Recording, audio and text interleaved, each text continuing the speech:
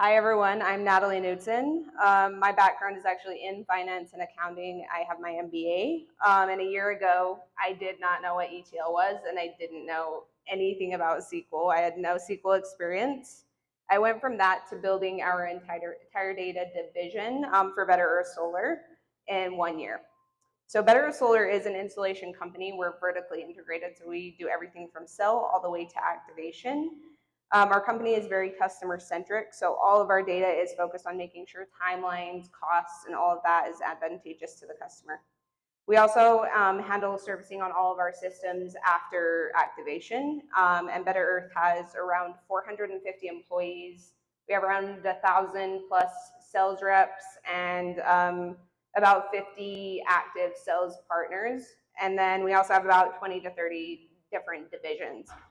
So I'm going to kind of cover the timeline from 0 to 12 months of our data journey and then kind of my data journey as well, and how our company went basically from data chaos to a lot more centralized and data driven. We were able to accomplish this largely because of Domo, but obviously a little bit because of me as well.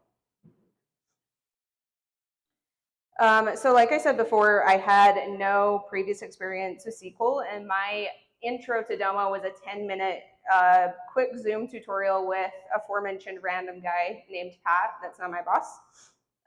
He just walked me through Domo a little bit, introduced me to my favorite human ever, John Lee, and I made sure to spell his name right because he loves it so much up here. So. But anyways, so I want to actually shout out John. He is a phenomenal trainer, and I think it's really important when you're learning something new to make sure that you have someone that can kind of hype you up and tell you that you're doing like a shitty job, but in the nicest way possible.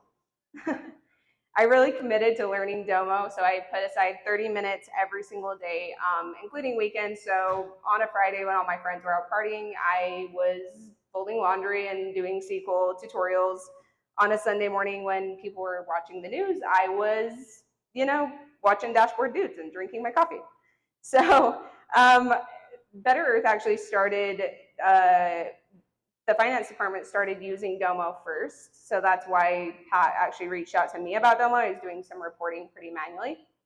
We had a report we called the Better Report. It had all kinds of different timelines. It had volume metrics, quality metrics, every metric that you can kind of think of. And it was a quarterly report, and they had an employee doing this part-time, and it was his only job. So it was a lot of time. It was a ton of time. It was very time consuming, and there was just like a lot that went into it. This is actually what our Better Report looked like before. So as you can see, we had volume, we had all different kinds of things on there, but it was very manual. And this report actually had 21 different tabs and just tons of data dumped in. It was really bad.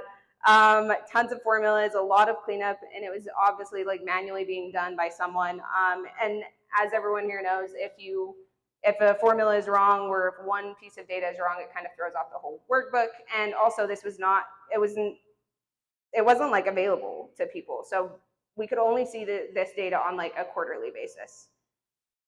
Jump to after I came into the picture. I created, these are some of the cards from our new Better Report. So I came in and I saw kind of a need here, and I was like, hey, can I jump in and help with this? Because I love Domo, I loved using it. And these are some of our cards. So as you can see, we had like periodic comparisons. We were able to give volume and speed metrics, very much better visuals, and we were able to see at a glance if we were improving year over year, month over month, if our timelines were improving. We could drill into this data as well and see which warehouses were contributing to poor timelines or if they were hitting their forecasted volume and those types of things. Jump to months 3 to 6, I kind of had realized by this point that I love data. Like I didn't, the repetitiveness of accounting and finance, no offense to this guy in the checkered shirt here, but I didn't love it. So Domo kind of gave me the ability to use my creativity, my background in finance and accounting, and also just like my analytical skills. And I kind of was able to merge that into a job that I really, really loved. Domo was also really easy to use for someone that had no experience in SQL. And there was a ton of resources, including the Dashboard Dude stuff and also Domo. So my goal within months 3 to 6 was kind of to share Domo with our company. So I went about meeting each of the departments, and I actually have 8 years in the solar industry, and so I'm very familiar with how the industry works and how everything kind of flows together, each department. But I learned a lot in those 3 to 6, in months 3 to 6. I met with every single department head and talked about what metrics they were using to measure success, what data they were pulling, what reports they were using. And a big thing that I learned is our project software did not have the ability to analyze data across objects or across divisions. So for example, if we had service tickets, we wouldn't be able to see, like, if we stored the service ticket data in one object and project data in a different object, we weren't able to see like what % of projects had service tickets on them, which is like a very important metric to measure and to look at.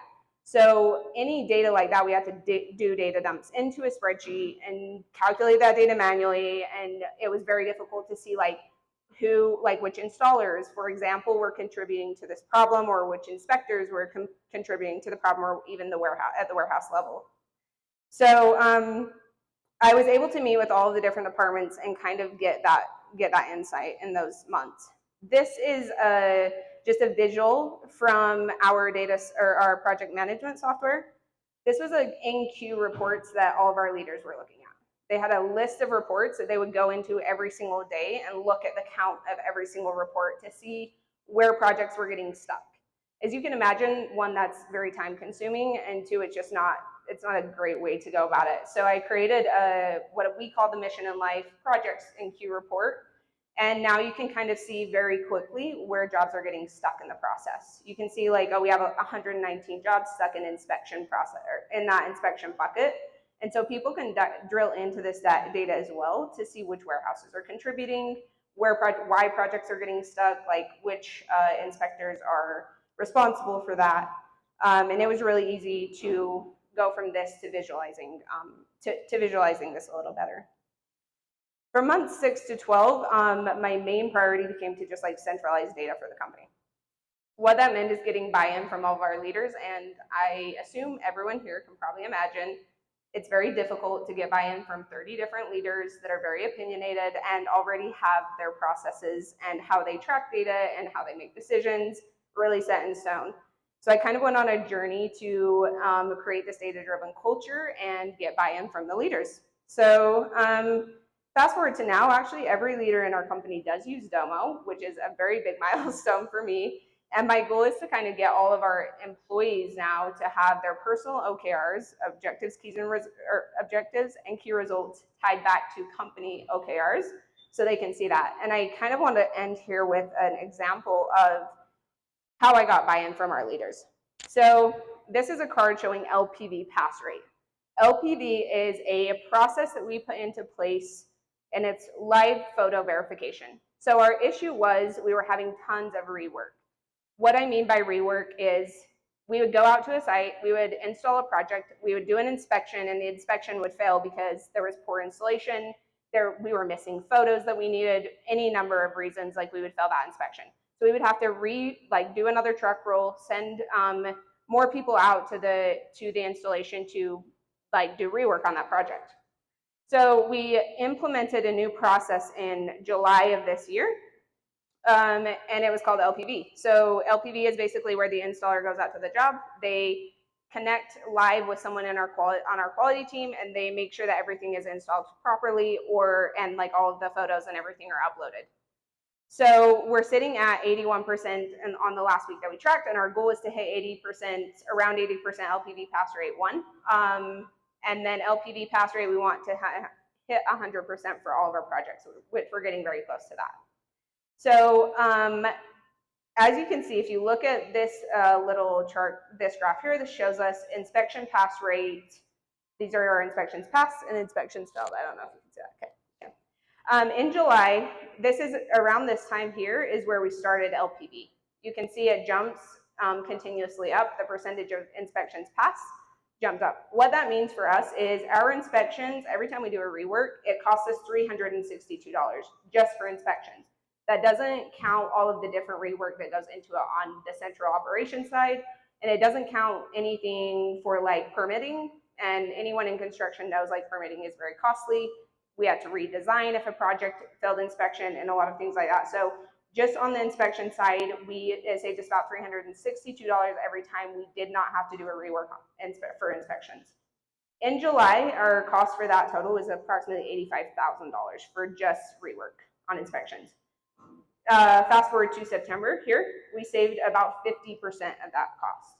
So we're down about $40,000 just from that one, implementing that one process. The coolest thing about this is we were immediately able to see if that new process actually worked, and it did. And we were able to see obviously this data on a weekly basis, so we could see as that LPV pass rate went up, how much money we were saving every single week with those inspections. We also have this card as well where we can drill into the data. So as you can see here, our Sacramento location was performing very poorly for this October month.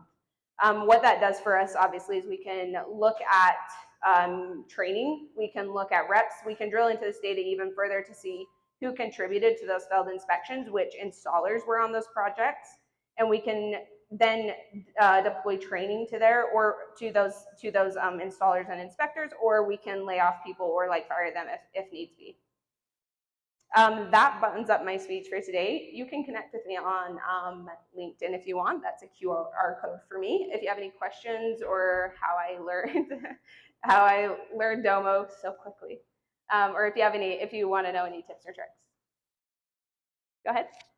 So you mentioned the important aspect of getting buy-in from other stakeholders. What sort of methods have you found more successful than others? So in our company, the only way that I've ever been able to get buy-in is to prove that the data is better and that it works. So anytime I knew a new process was happening, I would create data to back that up. And then on we have a weekly Monday call. So anytime that happened and they requested data or a new process was announced, I would try to get them data around that so they can see, hey, this is accurate data. And then another thing is our project software is not accurate. There's duplicates, you can't filter things out. So anytime I was able to create something and they would come back and be like, this is not the same. And I'm like, I know it's not. It's actually right in Domo. It's wrong in the project software. So the more I could do that and the more repetitive I got with that, the more buy-in I was able to get from our leaders. Does anyone else have questions? Check. What you just described, Natalie, was you worked on improving the quality of your data just incrementally, not as a separate project, right? I don't understand the question, sorry. So what you just described was improving the quality of your data, right? Oh yeah. So rather than create a separate overall task for quality of your data, did it step by step incrementally as you did different reports and saw what was happening.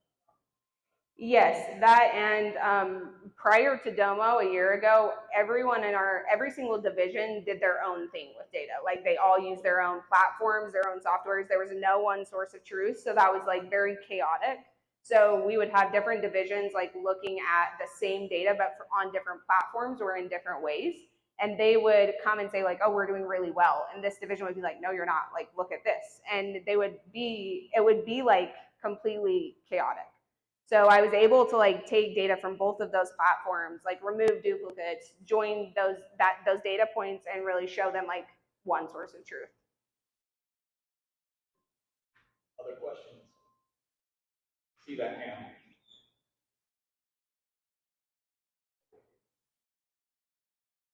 This question is kind of related to the last one. So with that data transformation, how do you keep Domo from kind of growing into a unweeded garden, so to speak?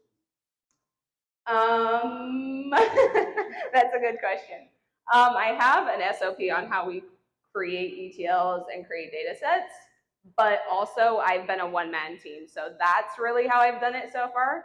My team is starting to grow now. I have 2 full-time people on my team now, and we have a data scientist that's in our systems and processes department that's been stepping in on projects when we need that as well. So I am trying to create more of an SOP around how we name things and how we determine what we already have and things like that. But yes, it is starting to be a challenge. We'll take one more question. One more question. Anybody out there? Brendan Hanson. You mentioned, folding laundry and learning SQL at the same time. Your data flows are mostly SQL, using Magic ETL, or any advice for people looking at that? Yeah, so I use mostly ETLs.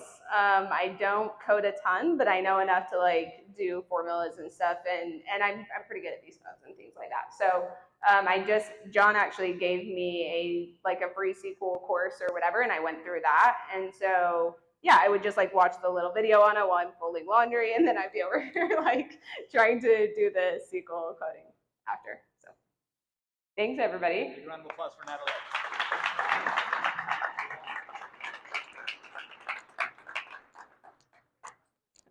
Yeah, I tried to share again. I don't know why I'm not smart enough for this.